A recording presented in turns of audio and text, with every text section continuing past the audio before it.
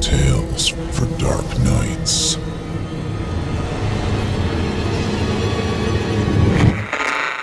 Want to make sure you never miss a Chilling Tales for Dark Nights video again? Be sure to subscribe and hit that bell to turn on notifications.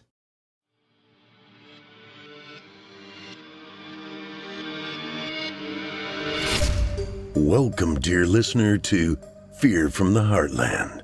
I'm your host, Paul J. McSorley. Set aside some moments now and take an adventurous ride on a journey into the psyche of some talented writers. They will dig into your being and titillate you. Oh, I love that word, titillate. While the stories may not all take place in the Heartland, I am delivering them to you from the Heartland. My intention is to strike fear and confusion into the mind, soul, and yes, the heart. This is Fear from the Heartland.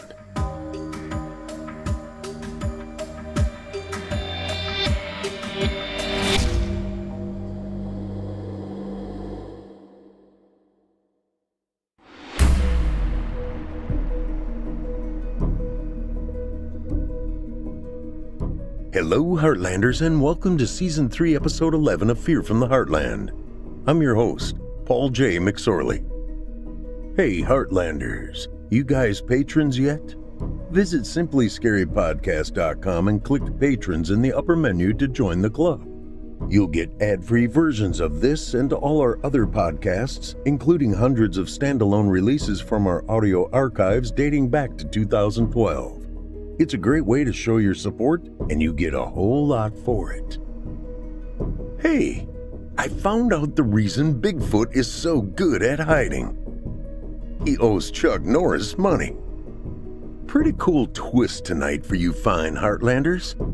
Xavier Kane wrote a debut story for Fear from the Heartland called P Ridge, which aired 9 weeks ago. That was Season 3, Episode 2, which you can listen to again if you desire by checking out the archives. The story continues tonight with P Ridge 2. We have added the final scene of the first installment leading into tonight's story. The saga of P Ridge will conclude next month. All that needs be said now is, let's get after it.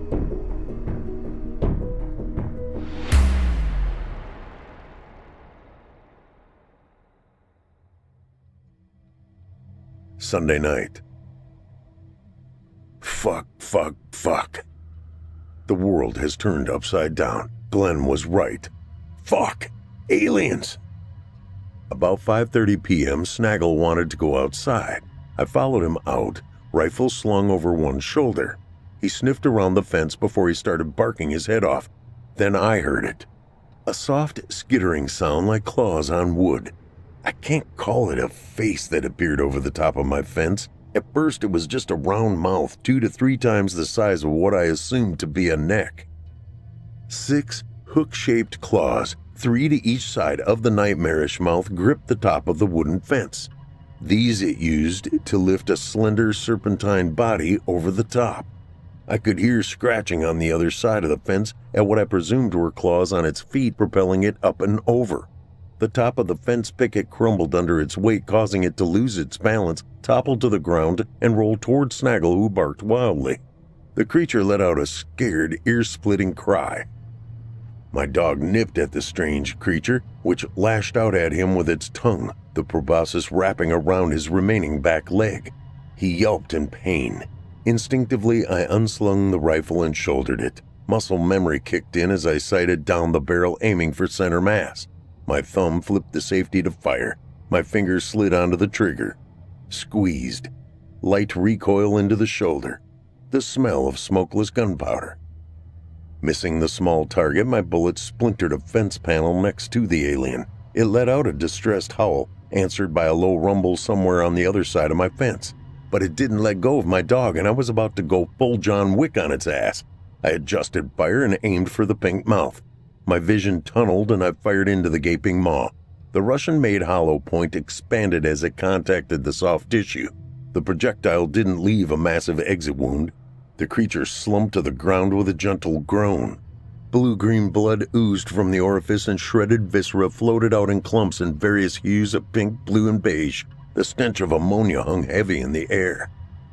Its tongue loosened around Snaggle's leg, and he took off like a gunshot. He ran past me and into the house. As I beat a hasty retreat, its parent broke through my fence, giving me a better look at the snake-like species. It stood at maybe 7 feet tall and 2 spindly legs which matched its arms. Each limb ended in with 3 long hook-like claws. At the top of its body, it had a mouth as big as Snaggle and 2 eyes to either side that glared with hungry, murderous intent. The pink of the mouth contrasted with the dark gray skin on the front of its body. It looked at its dead spawn and then at me. With a bellowing clamor of rage and loss, it reared backward. In the woods, I could hear this call answered by other similar wails. I turned and ran, slamming the door behind me as I heard a tongue slam against the metal. I threw the deadbolt and pushed my wooden desk against it, hoping it would hold. Snaggle whined and I looked at his leg. The tongue must have been coated with something acidic. The fur was already gone, and a painful-looking chemical burn was dissolving the now exposed pink skin. I didn't have any milk, but I hoped some bismuth would work. Retrieving it from the medicine pantry, I poured the hot pink liquid on the injury, and it seemed to soothe as he looked up at me with grateful puppy dog eyes. That was 2 hours ago.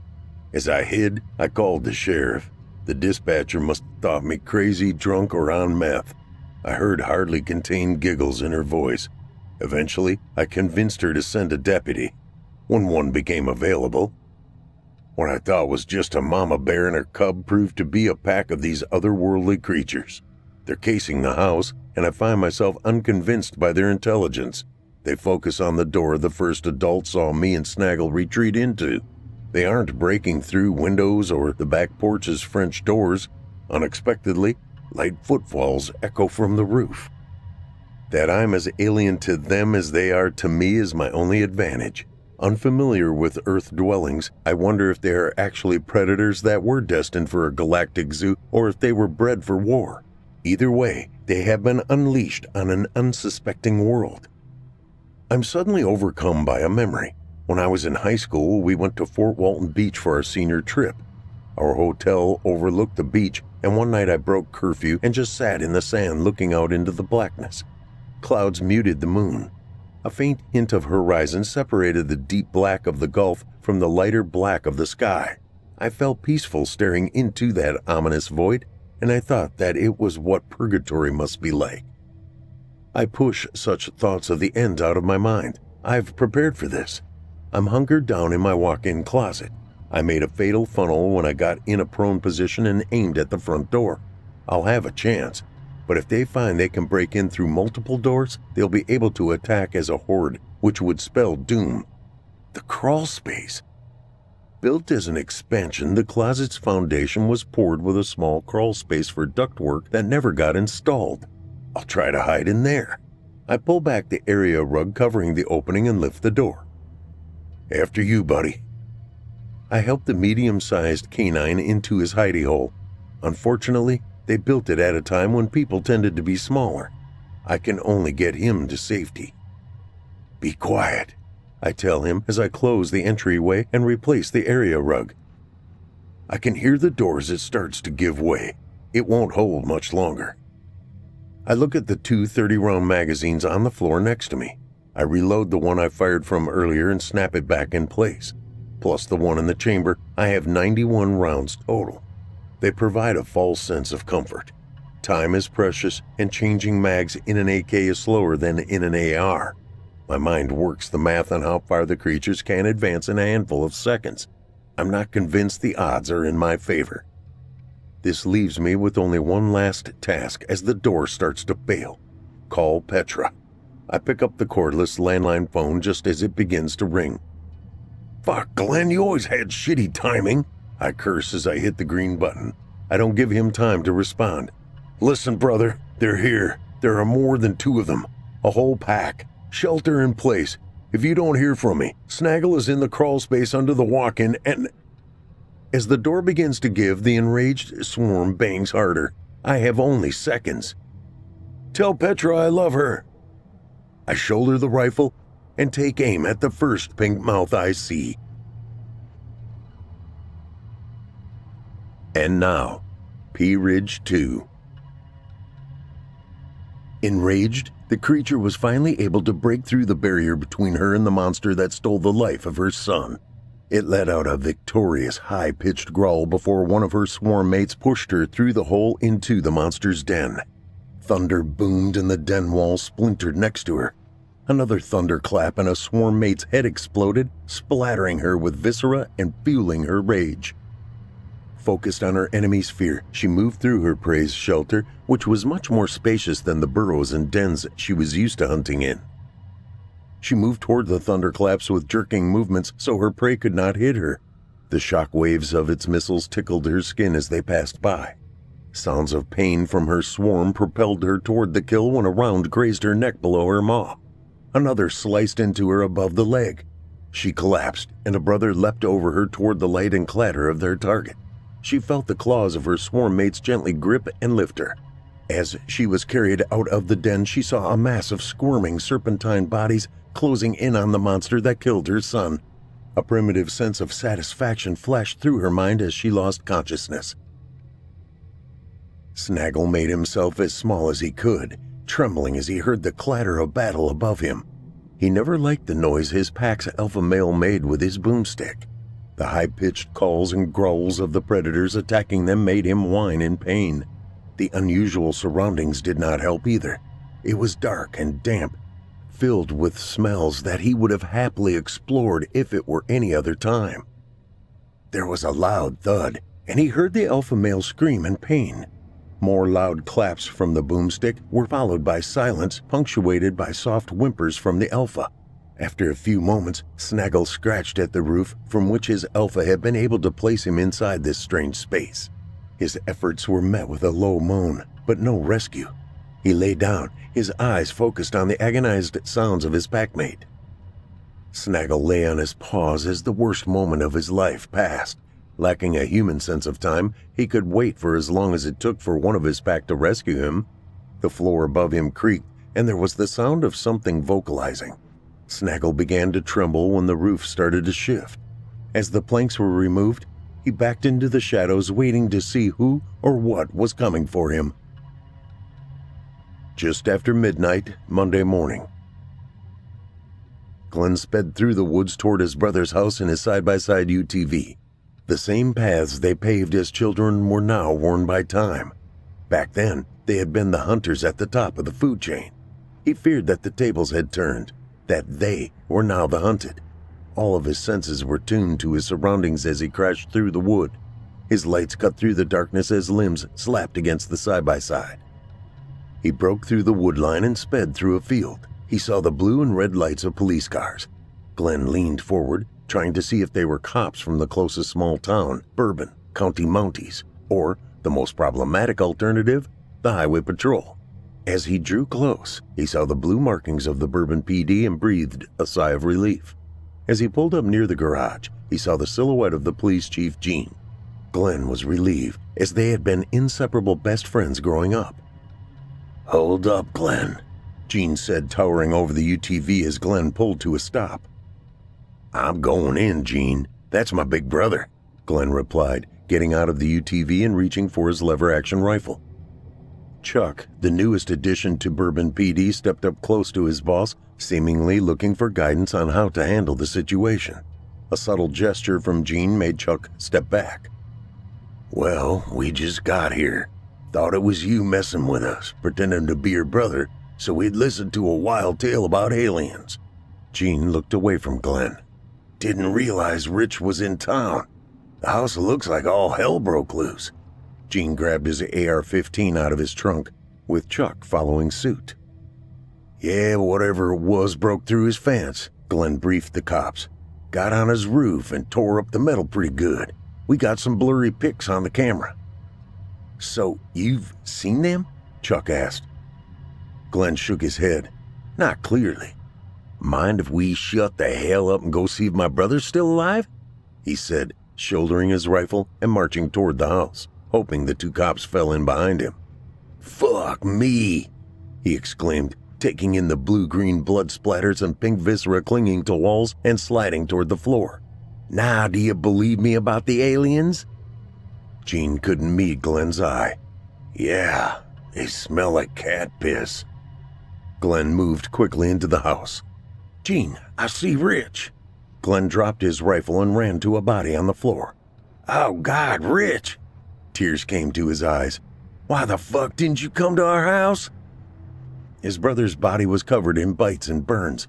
Rich had given the bastards one hell of a fight.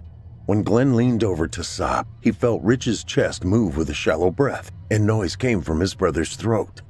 "Gene, holy fuck, he's alive. Call for an ambulance." "They're already on their way," Chuck said, taking point and covering the door with his rifle.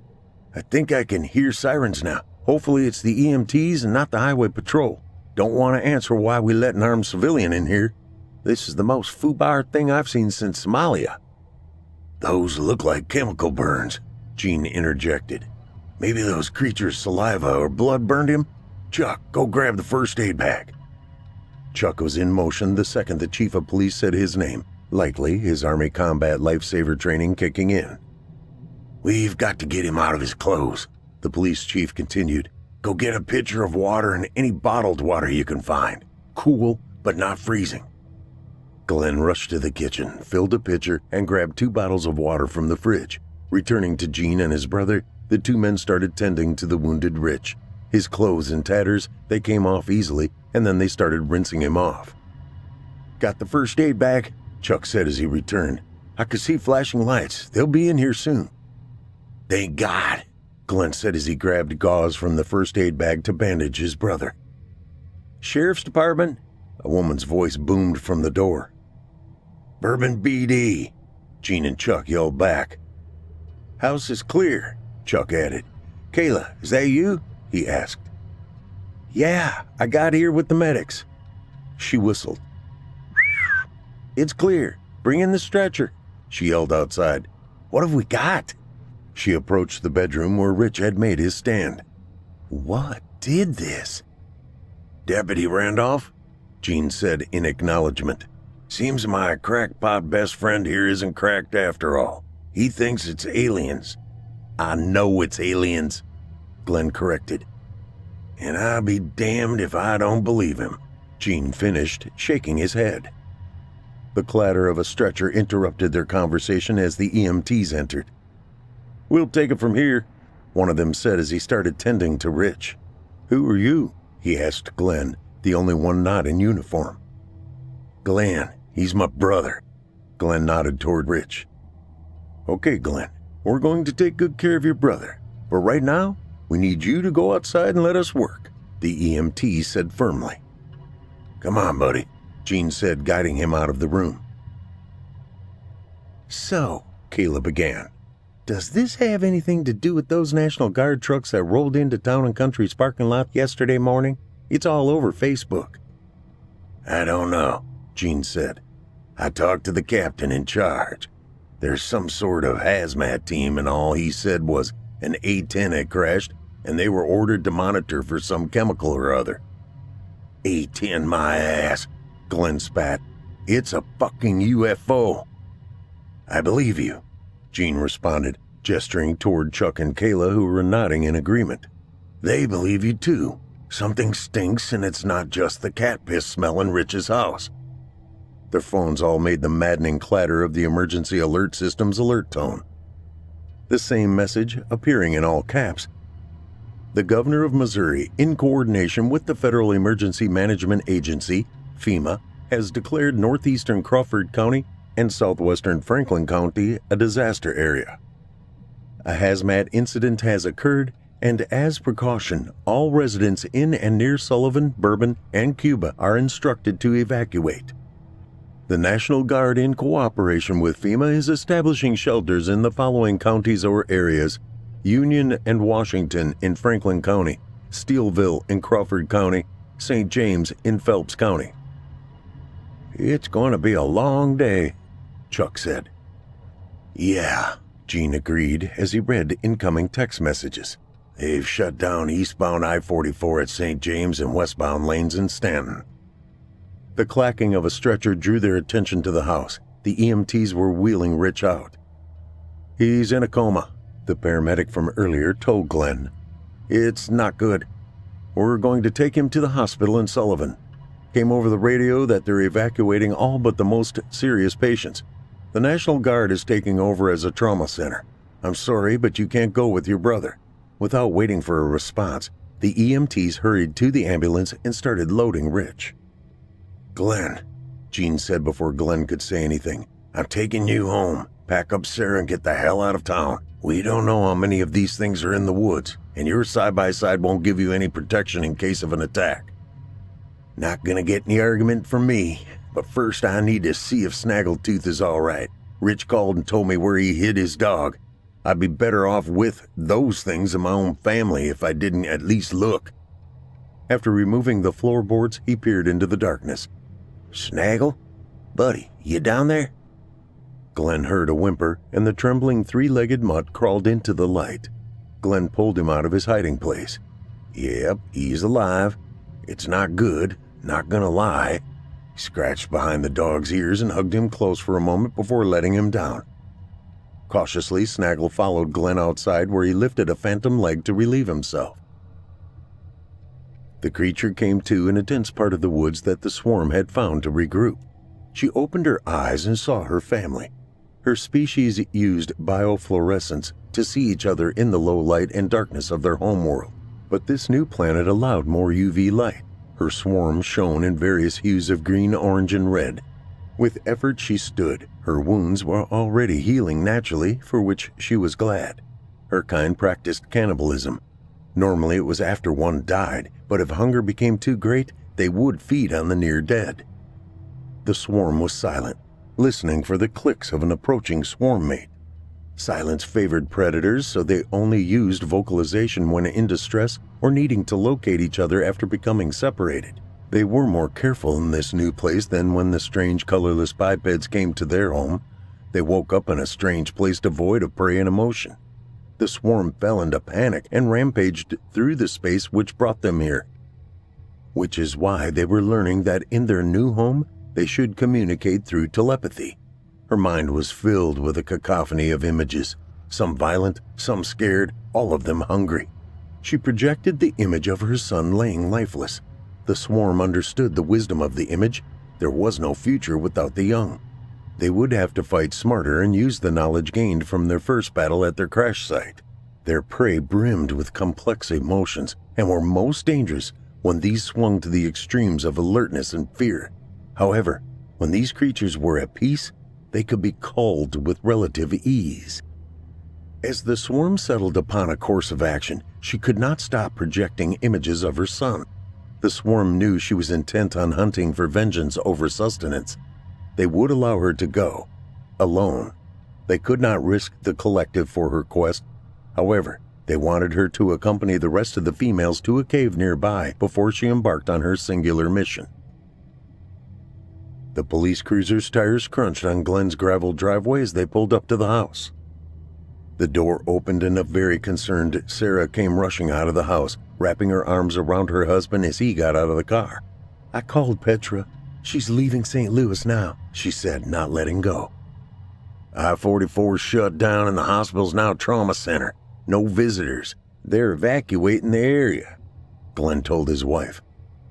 "Why don't you call her back and let her know? There's nothing she can do stuck in traffic."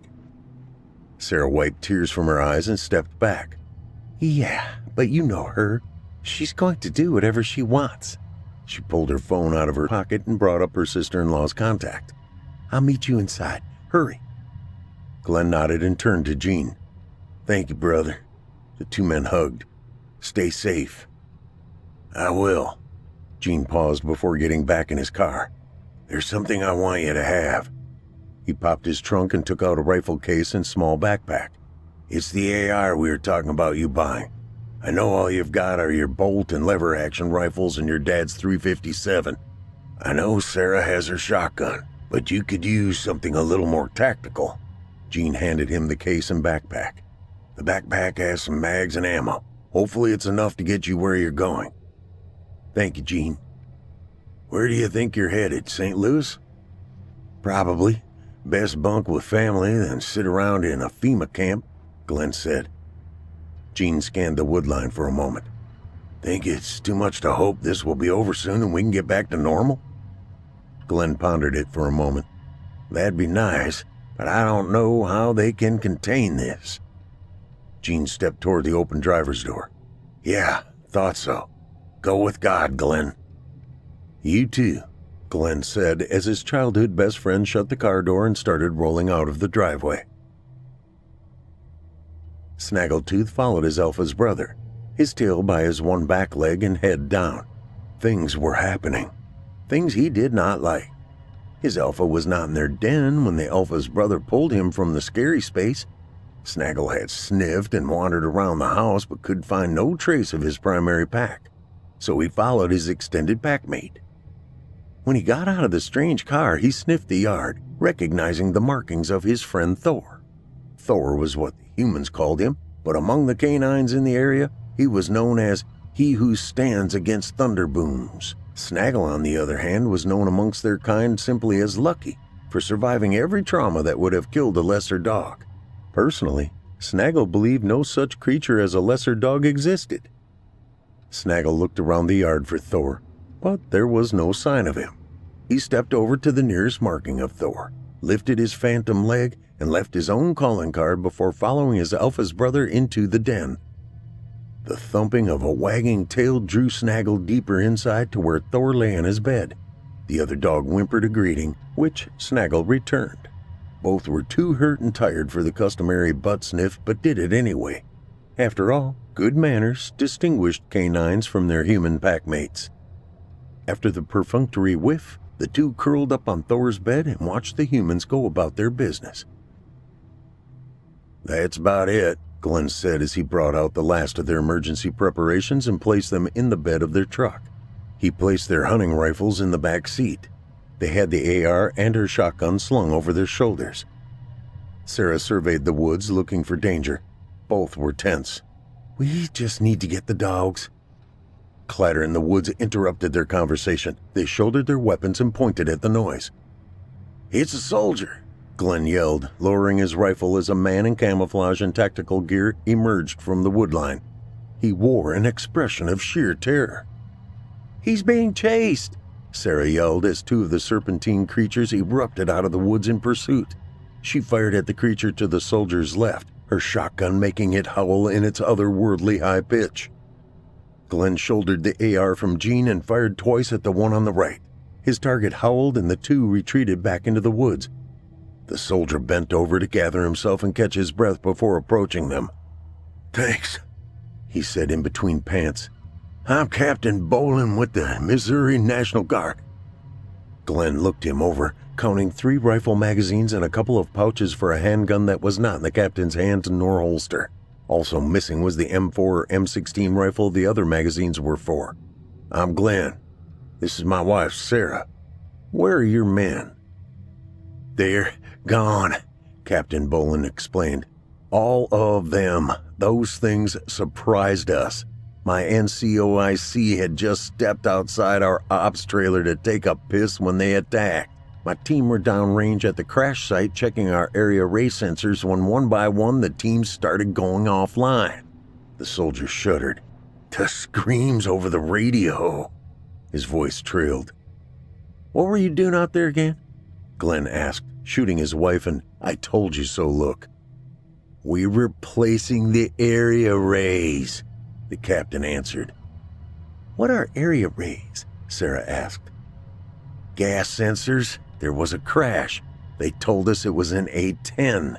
We're with the civil support team. We do hazmat with first responders. There was a request to make sure things weren't off-gassing.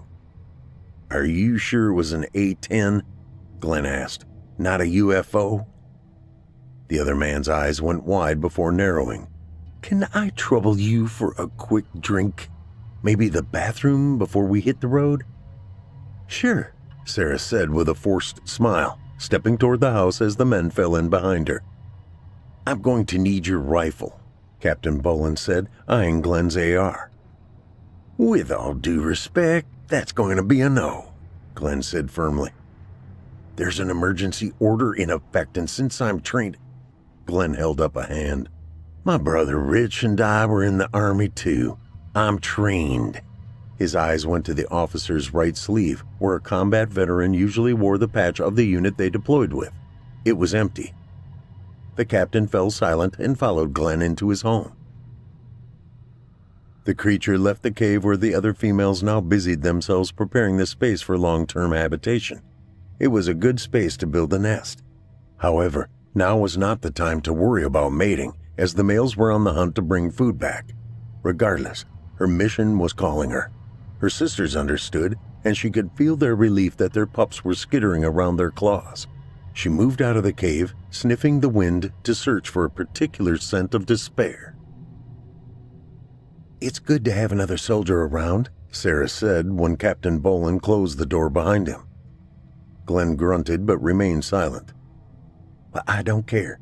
It's nice to have someone in authority around as we evacuate," Sarah countered.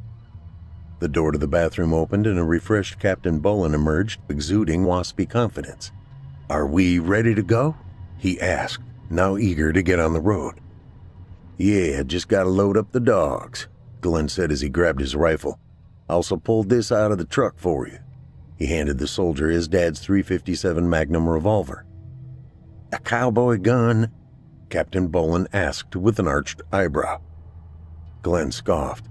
"Cowboy guns tend to be single action. That's double action, so you can just squeeze the bang button and needn't worry about the hammer. Plus, it's a Magnum, much bigger than the 9mm you lost." "Glenn, be nice," Sarah chimed in. She turned to the dogs. "Come on, boys. Who wants to go outside?" Snaggle and Thor just looked at each other. "If they don't want to go," Captain Boland said, "leave them." "We can't," Sarah said, her voice quivering. "We won't," Glenn added. The captain opened his mouth to say something, but seemingly thought better of it. "Come on, boys," Glenn said, nudging them towards the door. Hesitantly, they rose to their paws and followed behind, ears perked and heads on a swivel. After sniffing the air, they started to retreat back into the house. Glenn bent down and gave them comforting scritches. "It's okay. We'll be with you." He resumed walking, the pair of pups skulking behind him. Sarah got to the truck first and slid into the driver's seat. Just as she started the vehicle, an attack came. The creatures came bounding out of the woods. There were 3 of them, one attacking straight on and the other 2 flanking Glenn and Captain Boland. Glenn had his AR shouldered instantly, aiming center mass on the one attacking from the left. "Shit!" he yelled as his round missed the undulating form of his target, which opened its maw to let out an annoying screech. Presented with a larger target, Glenn raised his aim and squeezed the trigger. The military surplus full metal jacket tore through the back of the alien's throat. It staggered and yowled in pain, retreating back into the woods as Glenn moved toward the truck. "Hell yeah!" Captain Boland yelled. He sighted down the barrel of the .357 at the attacker coming from the right, pulled the trigger, and missed. He fired again. This time, the jacketed hollow point shredded its brain, causing it to drop where it stood. "We weren't doing shit against them. We should have been aiming for the mouths." The last attacker turned tail and ran. Glenn jumped into the back of the crew cab, keeping the door open so he could cover the captain and, if necessary, their escape from a second attack. Sarah was getting ready to tear out of the driveway when the captain climbed into the passenger seat. "We got the dogs?" Sarah asked. Glenn's face drained of all color. "I don't see them." "I saw them run into the woods," the captain responded. "But we need to get the fuck out of here." "Shit," Glenn spat. "Do we go after them?" Sarah asked. "The creatures are out there." Glenn's shoulders slumped. "The captain is right. They know this land. They know where to hide." "Yeah," Captain Boland's voice quivered. "They've probably gone to ground, hiding somewhere. This is the cave state, right? They've probably found a small cave." Sarah looked at the 2 men and, with a trembling sigh, sped off. They had gotten about 5 minutes down the dirt road when Glenn's phone rang. The contact appeared on the Ram's infotainment screen. It was his Uncle Jerry, a trauma nurse at the hospital just up the road in Sullivan. Sarah hit the green button on the touchscreen. "Hey, Glenn." Jerry's voice was hushed and urgent. "They brought Rich in about 5 minutes ago." "How is he?" Glenn asked. "I'm not going to lie. He's not good. You need to get here fast." "Fuck." Glenn lowered his head. "Jean told me they had moved the civilians and that the hospital was for soldiers. We couldn't go there." "That was the plan up until 20 minutes ago. Then something changed. I don't know what." Jerry paused. "It's not without hope. You just need to take him with you wherever you're going." His exhausted voice echoed through the speakers. "I thought they were turning the hospital into a trauma center." Glenn looked at the captain, who was avoiding eye contact. "The government line. Imagine that," Glenn said through clenched teeth. There was banging coming over the phone. "I can't talk anymore. They're evacuating all the staff, making us go with them. We're taking those who can't be moved, but the more serious cases, we're leaving them behind. I tried, nephew. I really tried, but the last truck is pulling out in 5 minutes." More banging. "I gotta go." The sound of Uncle Jerry explaining to a soldier that he had gotten locked in a supply closet grabbing essential meds and had definitely not been making an unauthorized call was heard right before the line went silent. "Listen," Captain Boland said, "I didn't hear anything. I didn't hear your uncle breaking martial law. As long as we don't swing past the hospital and get to the nearest rally point ASAP, I need to find out about my men." "We're going to the hospital," Glenn said in a tone like forged steel. "We don't leave a man behind, remember?" "Your uncle's name is Jerry?" Captain Boland asked, his tone teasingly light. "I didn't catch a last name, but how many Jerrys could be working in a rural hospital?" "Guys, stop it!" Sarah yelled as she drove. "I'm with Glenn. We're going to save Richard, and you, Captain, are going to keep your mouth shut about Jerry." Glenn smirked, and the captain slumped back in his seat, sulking. "Good. I'm glad that's settled." Glenn rolled down his window and sniffed the air. "Anyone else smell that?" "Yeah," Sarah said, starting to speed up. What? Captain Boland said as panic started filling his voice. "I don't smell—" His voice trailed off as the unmistakable scent of ammonia filled the truck. As the vehicle rounded a turn, a single creature burst out of the trees on the passenger side of the truck. Sarah gunned it and took off, gravel and dust pelting the monster. The animal broke off its chase and disappeared back into the woods. "Fucking idiots!" Captain Boland cursed. "Those beasts are everywhere in this low-life redneck backwoods. We gotta get to fucking safety. If they've instituted martial law, I am in charge here. Pull over. I'm driving." "No," Sarah said, her voice as determined as her husband's. "I said pull over," the captain shouted, grabbing the wheel. The ensuing struggle for control caused the truck to fishtail and swerve off the road into a tree. Snaggle and Thor watched as the humans left them behind. When the attack happened, they had been separated from the pack. They ran to the side of the house and peered around the corner of Thor's den. They could see the new human. They made eye contact with him and waited for some sign that it was safe to come out from hiding. No signal ever came, and Thor's alphas sped off. The new human had smelled suspect, and neither had particularly cared for him. Thor's alphas would never abandon them. The two canines shared a look. No barks were needed. Honesty was one of the things humanity could learn from their kind, as they were unable to deceive. Unfortunately, some humans had mastered the behavior, and the duo now saw the captain as such a master. They sniffed the air and, recognizing the scent of the creatures, moved in the opposite direction. The creature moved through the woods, following the scent of her prey northeast. The fear she sensed coming from the metal-clad beasts they traveled in was too delicious to not at least try to feed. She would need the energy. Her prey had proven itself to be cunning and dangerous. The strange and dangerous bipeds that dominated this world were fewer now. The fewer of this species there were, the easier it was for her to track the one who had taken her child. She could sense he was close to death, and she had to hurry so she could be the one to dispatch him.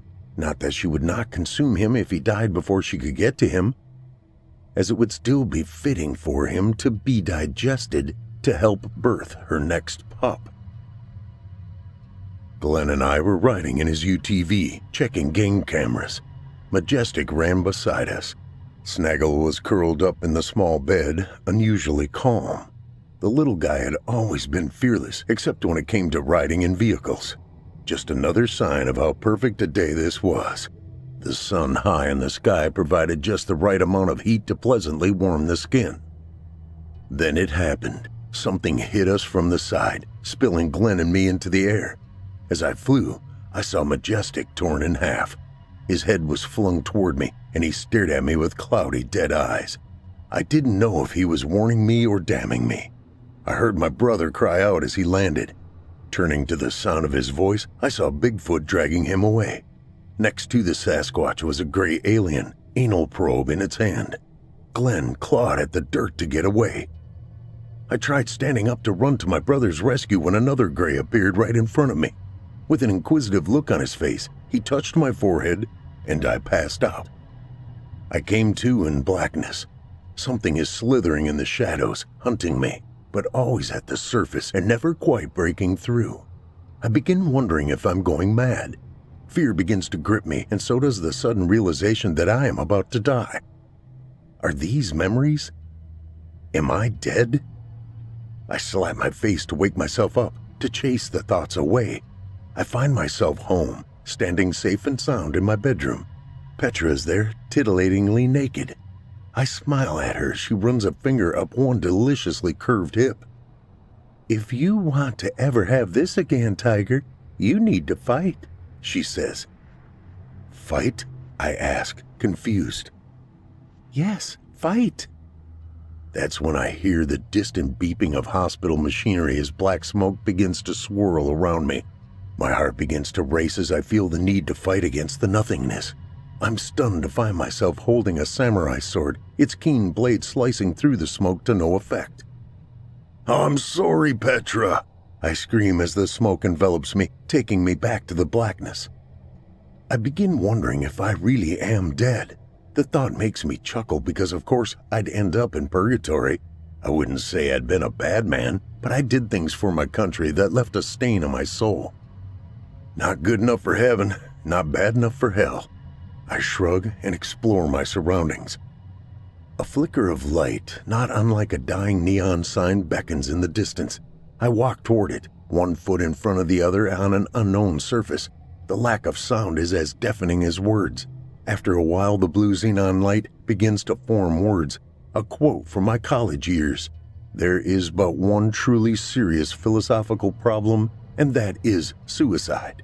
I sit down and stare up at the words. Albert Camus' idea about whether life is or isn't worth living being the only philosophical question worth answering has stuck with me. Every answer after this is gravy. Questions about science or religion don't matter once someone decides that life is no longer worth living, if it ever was. I hang my head and consider the burns on my arm. That pain had been comforting. It reminded me that I was still living, even though the pills the doctor pushed made me comfortably numb. For the first time in years, I began to weep. "Daddy?"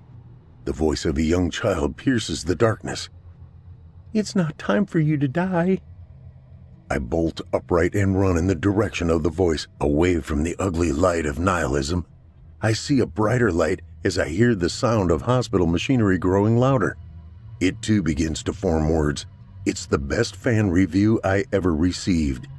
Richard's writing is like an insane new designer drug, one that lets you see into the granular nature of reality and what's written down the sides of it. Fuck off. Love God. I believe. I start to laugh, collapsing to my knees as the blackness begins to fade. To be concluded.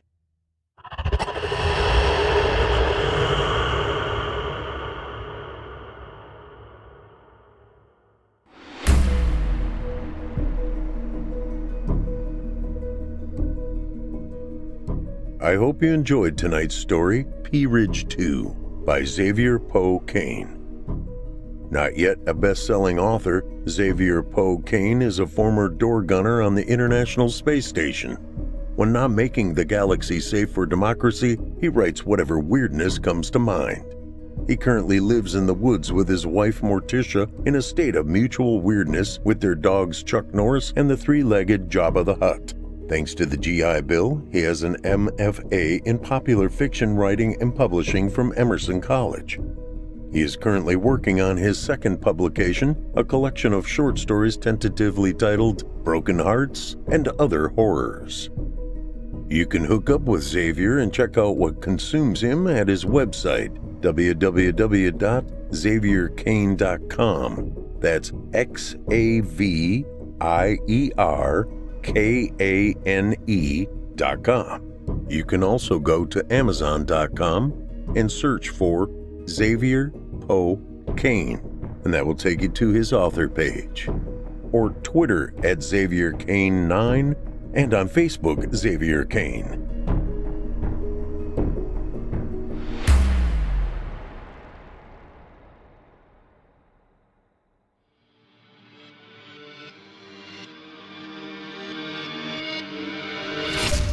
If you enjoyed tonight's story, hosted by yours truly, Paul J. McSorley, you can search my name on Chilling Tales for Dark Nights on YouTube for additional previous stories. If you'd like to hear more lengthy tales, be sure to take a look at my audiobooks.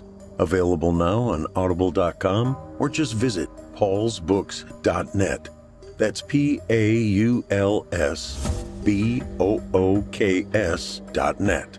You can also find me personally on Facebook and Twitter. And with that, listeners, our weekly journey into the psyche has just about come to a close. But before we go, I'd like to take a moment to thank you for joining us for tonight's episode and remind you to take a moment to stop by our iTunes page and leave Chilling Tales for Dark Nights a 5-star review and a kind word. And follow us on Facebook, Twitter, and Instagram if you haven't already. And while you're at it, please remember to stop by our Apple Podcast page or wherever else you listen to your favorite podcasts and subscribe. The charts are based on subscriptions, not listens. So if you haven't subscribed yet, I'd really appreciate it. I'm your host for Fear from the Heartland, Paul J. McSorley. I've enjoyed the titillation tonight. Ooh, there's that word again. Thank you for joining me. Hope to see you again next week at Fear from the Heartland.